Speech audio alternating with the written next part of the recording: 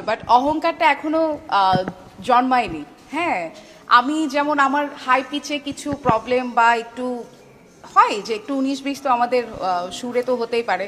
তো তিনি দেখলাম খুব চমৎকার ইন্সপায়ার করছেন যে আরে মেয়েটা তো ভালো গাইছে, মেয়েটা খুব সুন্দর গাইছে, তুমি অনেক চমৎকার পারফরমেন্স করো, মানে এই টাইপের কিছু ইন্সপায়ার, কিছু মোটিভেট পাওয়া যায়। হ্যাঁ, তো তখনই শিখলাম যে না আসলে শুধু সঙ্গীত শিল্পী বড় সঙ্গীত শিল্পী হলে হয় না, মনের একটা বিষয় থাকে যে মন থেকে কিছু একটা ব্যাপার থাকে। এই তো দীর্ঘদিন ধরে গান করছে, যেহেতু আপনার গানের টিউনটা অনেকটা যে একটু রক বলেন কিংবা যেহেতু আপনি ফোক ঘরানার গান গান, যে সিনেমা যেগুলো আমরা আইটেম সং বলে থাকি সেই ধরনের গানগুলোর জন্য আপনার পারফেক্ট, বাট সেভাবে সিনেমাতে আপনার গান পাওয়া যায় না।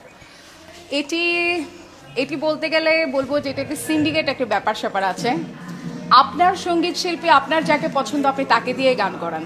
এটি একটা সময় খুব ছোট ছিলাম, তখন বলার সেই সাহসিকতা আসতো না, খুব ভয় পেতাম কথা বলতে। এখন কথা বলতে আর ভয় পায় না, এখন একদম প্রাণ খুলে বলি যে আপনার সঙ্গীত শিল্পীকে আপনিই গান করান। আপনার পরিচিত যে সঙ্গীত শিল্পী, আপনার যার সাথে কমিউনিকেশন খুব ভালো, আপনি তাকে দিয়ে গান করান। বর্তমান সময় 2 থেকে 3 জন শিল্পী ছাড়া আমরা আর অন্য কাউকে দেখতে পাই না সঙ্গীত জগতে। তো এটা নিয়ে আমাদেরও একটি ক্ষোভ আছে, তো আমাদেরও কষ্ট আছে। কেন আমরা কি ভালো গান গাই না? ভালো গান যদি না হয়ে থাকে ফেলে দিন। আমরা একবার ভয়েস দেওয়ার পরে যদি সেই গান প্রডিউসার ডিরেক্টর যদি পছন্দ করে না থাকে, সেই গান ফেলে দিন, আমাদের কোনো কষ্ট থাকবে না। বাট একটা অ্যাটলিস্ট একটু সুযোগ হলে দেওয়া দরকার, আমার যেটা মনে হয়। তো নতুনত্বর একটা ছোঁয়া আনা দরকার। Thank you so much.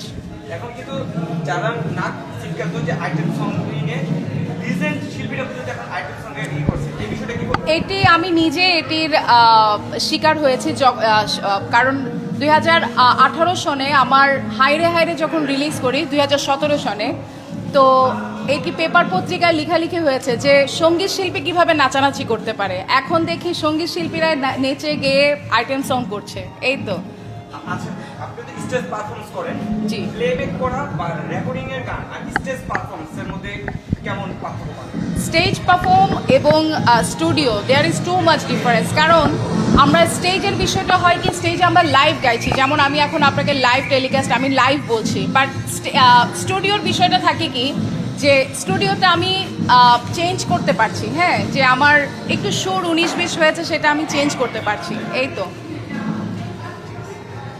আপু, আগামীর কাজগুলো নিয়ে দর্শকের সবাই বেলি আফরোজের জন্য দোয়া করবেন, এবং আমরা নতুন প্রজন্মে যারাই গাইছি প্লিজ প্লিজ প্লিজ সবার গান শুনতে হবে, বিবেচনা করতে হবে যে কে কেমন গাইছে। বেলি আফরোজের সঙ্গে থাকুন, গানের সঙ্গে থাকুন, বাংলা গানের সঙ্গে থাকুন। ধন্যবাদ সবাইকে।